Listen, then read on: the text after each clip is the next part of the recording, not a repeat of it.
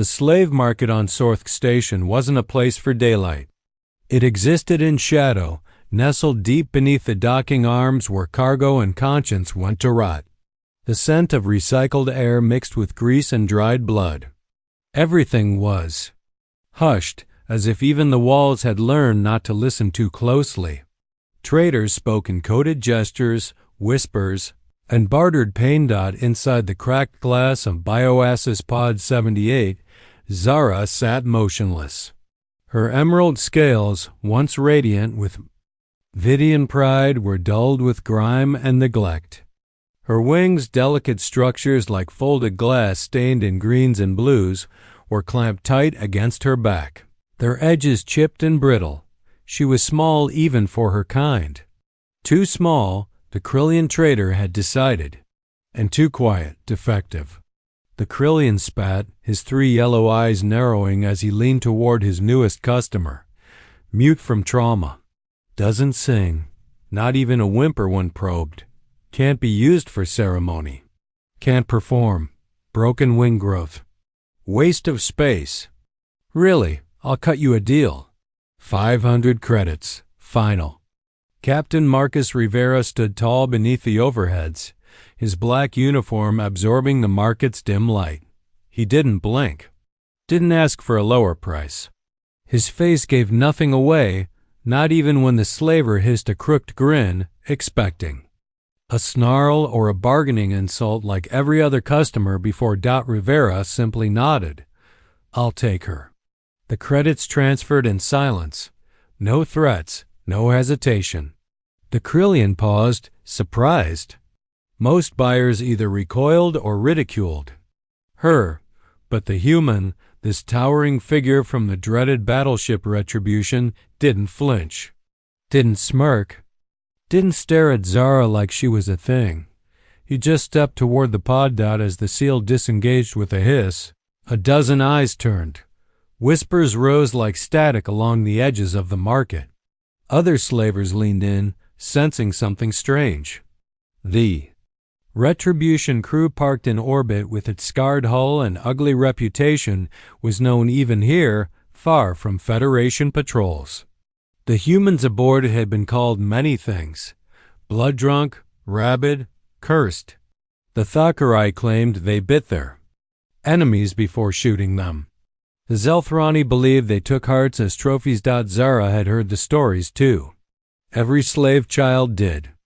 If humans came near, you ran unless you wanted your bones boiled and your soul shattered. But the man reaching into her pod didn't look like a monster. His hands were gloved, his jacket scarred at the cuffs. There were silver flecks in his beard. His voice, when he spoke, wasn't loud. It wasn't cruel. It was just quiet. Can you walk? Zara didn't answer. Didn't move. She couldn't. Her legs had long since forgotten their use. Her mind swam in thick layers of numbness. She barely heard when another human, a woman in a medic's coat, lifted her gently. The woman said something soft and standard. Zara caught only one word: safe. As they carried her past the rows of glowing pods and stunned traders, the whispers followed. Why would a human war captain buy a broken alien girl? Zara didn't know the answer. Not yet. But her silence, once born of terror, had started to shift. It wasn't hope. Not yet. But it wasn't only fear anymore. The hum of the ship Retribution was unlike anything Zara had known. It wasn't soft like the crochet halls back on her homeworld, or rhythmic like the ceremonial drums of the upper nests. It was heavy, mechanical, constant, a low thrum that wrapped around her like a heartbeat made of metal and war. Even in her haze, it filled her bones. They brought her to a room with white lights and strange smells. She didn't resist. Her muscles were too weak. Her voice was still buried somewhere deep behind the silence she had woven for protection. Doctor. Emily Chen moved efficiently, scanning Zara's body with a portable med unit, her brow furrowed, mouth a hard line. The medical bay was silent except for the beeps and soft shuffling of boots. The crew watched her. Not with curiosity, not with disgust, just quiet eyes. Unreadable and still. Zara single quotes as kind had spoken of humans in fearful tones. Cursed warriors. Beasts that tore through entire fleets during their uprising centuries ago. The retribution had become a ghost ship of sorts in those stories. Its crew was made of traitors to civility, savages who'd refused to bow when the galaxy demanded obedience. She had believed every word. Until now. When Chun pressed a small device to the back of Zara's neck, injecting nutrients and nanofibers to heal her malnourished tissue, Zara expected pain, punishment, but there was none. Only a warm tingling, and a quiet murmur from the doctor, too thin, fractured wing stems. She's lucky she didn't lose flight entirely. Captain Rivera stood to the side, arms folded, his gaze fixed on the wall as if trying not to overwhelm her. He hadn't spoken since they brought her in. She waited for the interrogation, the demands, the harsh words, but nothing came. The droid translated quietly, "Her name is Zara. Parents sold her to pay family debts." Common practice among Outer Rim Vidians, no one responded. But something cold moved through the air like a ripple. Chun set her tools down hard. "Disgusting," she said. "They call us monsters while doing this to their own children." Rivera didn't move, didn't argue. His voice was low when he finally spoke. "We don't do that here." Zara blinked. Once, slowly. Her wings twitched. The next few days passed in silence, broken only by the soft routines of a warship trying to feel like home. Food came at regular intervals. Toys appeared on the edge of her bed, a tiny wooden bird with movable wings, a puzzle cube with glowing sides, a bracelet made of woven cords. No one forced her to speak. No one touched her without warning. Chief Engineer Taylor arrived one afternoon with a magnetic chessboard. He didn't say a word, just set it down on the rolling table and moved a pawn forward. Zara stared at it. The next day, he came again. And the next. On the fifth visit, she lifted her hand and moved a piece. Singh, the communications officer, showed her a picture of his daughter, a girl with dark curls and missing teeth, smiling wide in front of a sunrise over Earth's Grand Canyon. Zara stared at it for a long time. Kawl Ski, the weapons specialist with arms like iron and a face full of old burns, brought her a little carved cat with Vidian-style wings. It was smooth and warm in her palm. She didn't know why, but she kept it close. None of them asked anything from her. They gave and left. She wasn't used to it. Kindness without cost was a concept as foreign to her as open sky. Late one night, she woke from a dream, one where the slaver's claws were back on her face, where her wings were being clipped again. She sat up in a panic, sweat on her skin. Rivera was there, sitting in the corner. He didn't speak. He just nodded once, like he understood the ghost she carried. "You're not a prisoner here," he said after a moment. "You're not property. You're not defective." She didn't reply. Her throat clenched too tight. He stood to leave but paused at the door. "Whatever you've heard about us, maybe some of it's true," he said, "but we don't hurt children." And then he was gone. Zara lay back down, staring at the ceiling. For the first time since the market, she let her wings unfold just an inch. The next morning, she moved a second chess piece. The observatory deck aboard the Retribution wasn't built for beauty. It was a hardened dome of pressure-treated alloy and transparent polymer meant for tactical scans and navigation plotting, not stargazing. But to Zara, it was the closest thing to wonder she'd touched since her capture. She sat there alone, knees pulled to her chest, her wings still closed but no longer pressed so tight they trembled. Beyond the curve of the dome, twin stars burned slow over the edge of a gas giant, throwing blue firelight through the viewport. The sight made her blink. Not because it was unfamiliar, but because it didn't hurt to look. It reminded her of the elder chambers and the high spires of her people back when she had a home. When her wings were polished for ceremony, when her voice carried songs of healing, not screams into silence. That voice was still lost, but something inside her was stirring. Behind her, the door slid open. Beautiful, isn't it? Captain Rivera said, his tone casual. He didn't approach, didn't sit.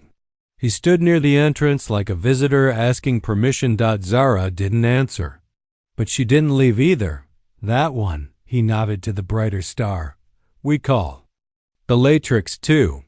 Burns so hot it pulses through 2 layers of shields. Burns everything. But if it went out, this whole sector would freeze. He waited. Sometimes, he said, the things that scare us the most are also what keep us alive. Zara didn't respond, but her eyes shifted toward him. He stepped slowly into the room and knelt down near her, but not close enough to crowd. Do you know what they used to call us? He asked. The humans, I mean. She looked at him sideways, unsure whether it was a trap.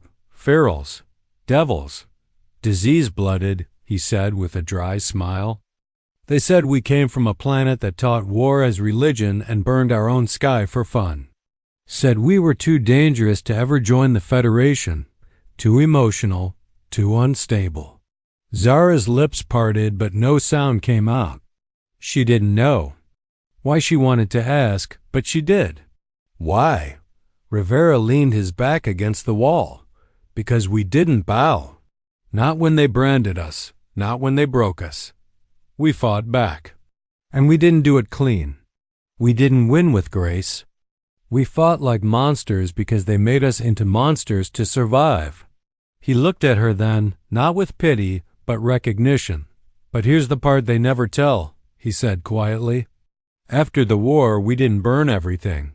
We built hospitals, took in orphans, taught other freed races how to defend themselves.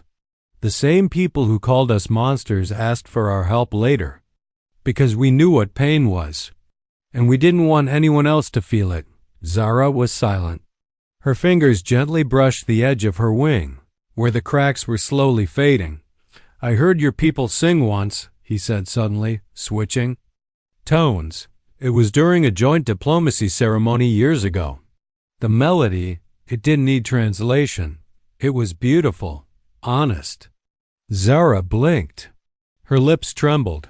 They told me, she said finally, voice cracked and slow, you would devour my soul. Rivera raised an eyebrow. Did you check? Is it still there? A flicker passed through her, the edges of something close to a smile. He stood to leave, offering her space once again. But before he reached the door, she spoke, not loudly, not confidently. Just enough. I don't know if it's still there, but I think it's trying to come back. Rivera turned, nodded once. Good. Just let it take its time. As the door hissed shut behind him, Zara turned back to the stars. The 2 suns still burned, still threatened, still warm. Beneath her breath, she hummed a single note. The note wobbled, cracked, but didn't vanish. And somewhere deep in her core, something began to remember that she used to sing not because she was ordered to, but because it was who she was. The alarms started like whispers barely audible over the soft hum of the retribution's life support systems. Then they grew. Louder, harsher. The lights in the corridor snapped from their usual blue glow to flashing crimson. The shift was sudden and violent, like a knife plunged into silence. Zara froze. She was in the observation deck when it began. Alone, peaceful. And then the ship shifted beneath her, like it had inhaled sharply. Her wings, still fragile, pressed tight to her back as instinct took hold. She slid off the bench, dropping to the floor, crawling into the narrow space beneath the control console. The hum of shields flaring to maximum filled the air, muffled. Shouts echoed through the metal veins of the ship. For a moment she was back on Sorth Station, back in the crate, back in the dark where the air was too thin and the walls too close and every vibration meant someone was coming, but no one came. Not. Yet outside the viewport, Zara watched 3 shadowy vessels appear from behind the orbital rings of a broken moon. Pirate ships, small, fast, dirty. They moved like insects across the hull's reflection. One of them fired. The blast lit the deck like a rising sun down the corridor. Hatches slammed shut. The ship locked itself down. Crew members barked orders through the comms, but Zara couldn't understand them, couldn't translate the chaos. All she heard was the pulse of fear inside her own chest. She didn't breathe, didn't blink. Her wings trembled violently. Then footsteps. Heavy, deliberate. Boots she had come to recognize. Captain Rivera didn't run. He didn't shout. He walked calm, focused, like the world around him wasn't rattling apart. He stopped just outside the observatory. His shadow fell across the room's floor. He saw her at once, curled under the console like a hunted animal. Zara. She shook harder. She couldn't move, couldn't look at him. "It's okay," he said, voice low, steady. "We're in no danger now." The crew handled it. Zara didn't believe him. She remembered her own people's battles. When pirates took prisoners, they left nothing behind. Not even the bones. "You're safe," he said again. Her voice cracked open. "I was hiding." Rivera knelt. "You did the right thing. I was useless." He looked at her for a long moment, eyes dark and unreadable. "You stayed alive. That's not useless. That's everything." Zara's head tilted toward him, breath uneven. "Aren't you afraid?" He hesitated. Then simply, "Yes, always. But you fight." "Yes," he said. "We fight because we're afraid, not because we're fearless. The difference is we don't run from fear. We run with it." Zara's wings twitched, hesitating between open and shut. Something inside her cracked, not broken, but open. The silence that had filled her since Sorth wasn't silent anymore. It was packed with too many words she didn't know how to say. Her voice came, brittle but real. One word, scared. Rivera nodded slowly, like it was the holiest truth he'd ever heard. "We all are," he said. "But you're not alone anymore."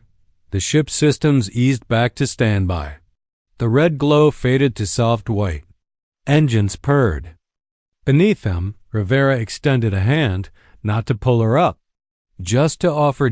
Zara looked at it, looked at him. And then, slowly, she reached out.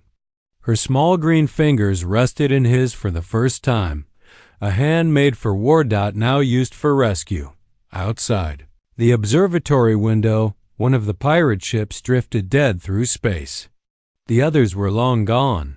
Inside the ship, the scariest creature in the galaxy had just knelt to comfort a child the stars had forgotten.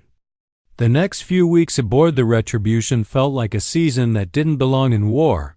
There were no new alarms. No more raids, no fresh blood smeared across the corridors. Instead, a quiet rhythm began to form, one that Zara couldn't quite name but felt drawn to. A rhythm of routines, of moments stitched together by something gentle and alien to her. Safety. Zara woke each morning to soft music playing over the ship's internal system, human music. Strange chords and voices that didn't follow the scales of her people but still lingered like the scent of warm bread. She watched the crew come and go, laughing, grumbling, arguing over tools or patrol schedules. They didn't hide their emotions.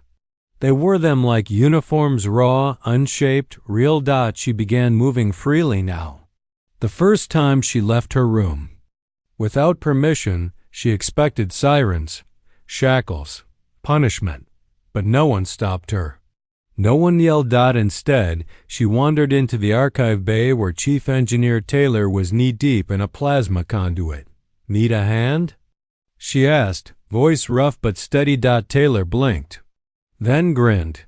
Only if you're certified in crawling into spaces I'm too big for. She smiled. It was tiny, cautious, but real. He handed her a scanner, showed her what to look for, and she obeyed with the precision of someone who'd spent years trying not to be noticed. But Taylor noticed her anyway. Not like a master notices a tool, but like a teacher notices a student. From that day on, Zara became part of the ship. She helped in small ways, organizing medkits with Dr. Chun, sitting with communications officer Singh during long-range transmission shifts. Sometimes she simply listened while they talked about Earth, about the war, about losses they didn't say out loud but carried in their eyes. Singh once showed her a dusty old datapad filled with family photos. "That's my daughter," he said, pointing to a girl in a sunlit field. "We plant sunflowers every spring." Never thought I'd miss dirt so much. Zara traced the image gently. "What's a sunflower?" she asked. Singh looked at her for a moment, then tapped the screen, pulling up a video. A field bloomed too. Life-tall golden stalks swaying under a blue sky. Zara stared. "They look like wings," she whispered.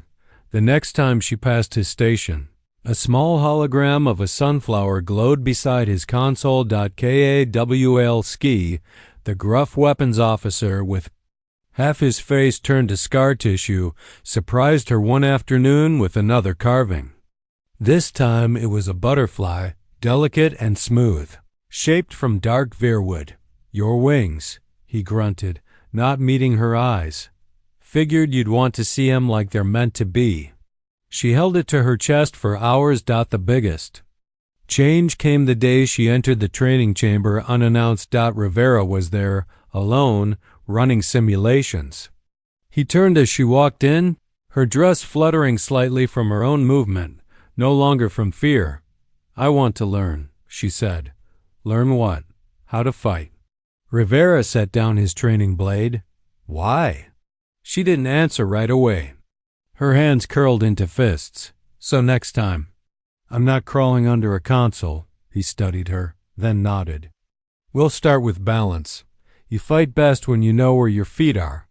Each day after, he trained her slowly, carefully. Not to harm, but to defend. Not to kill, but to survive. In the evenings, she sat in her quarters and wrote in her old native script. She had found it buried deep within the ship's database, fragments of her people's songs, poems, names. She began composing her own verses, humming melodies once forbidden to her tongue, and late one night she whispered a name she had not spoken in years: Mother. No one heard her but the walls were kind. They held it without judgment. By the end of the month, her wings had fully unfolded, no longer cracked, no longer gray. They shimmered once more with the green-blue of high-born Vidians. But she did not wear them like a banner. She wore them like armor forged in silence and rebuilt with patience. Still, something stirred beneath the calm. She caught Rivera in hushed conversation more than once, his expression unreadable. Messages sent, orders received. Her name spoken quietly when they thought she wasn't near. One night, she waited outside the bridge until the last crew member had left. She stepped in, heart pounding.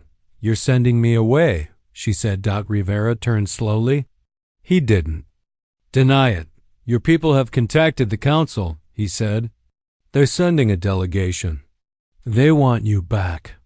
Her wings folded, not in fear but disappointment. "Do I have to go?" "No," he said gently, "but you deserve the choice." Zara looked down at the carving in her hand, the butterfly Kowalski had given her. "Maybe it's time they see what they left behind," she said, "and who I became without them." Rivera gave a slow, solemn nod. "You're not their property anymore. You're your own story now." The retribution docked at New Vienna Colony under heavy surveillance. Federation eyes watched every movement from orbit, their satellites humming with suspicion. their scans digging deep into the ship's core as if they could find proof that monsters still roamed its halls. On the surface, the landing bay pulsed with diplomatic tension.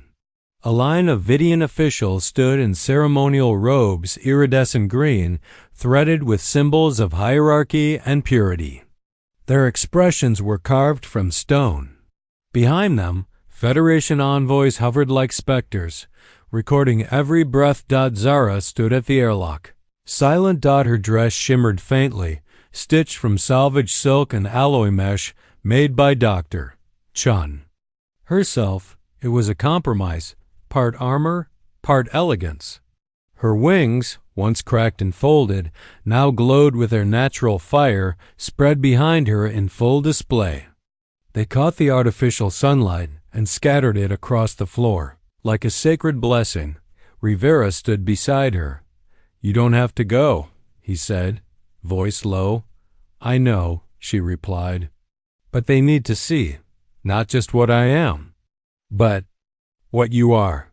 The airlock hissed open. The Vidian delegation stepped forward.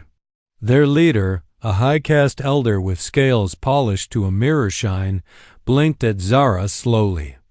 "Zara Valethkin," he said, using her full name for the first time in years. "You were marked for return. You belong to—" "I belong to no one," Zara said. Her voice steadied. A flicker of uncertainty crossed his face. Behind him, another official shifted uncomfortably.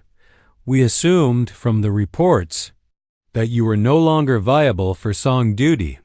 "Your silence." Zara stepped forward. And began to sing. It was soft at first, uncertain, her voice like chimes caught in wind.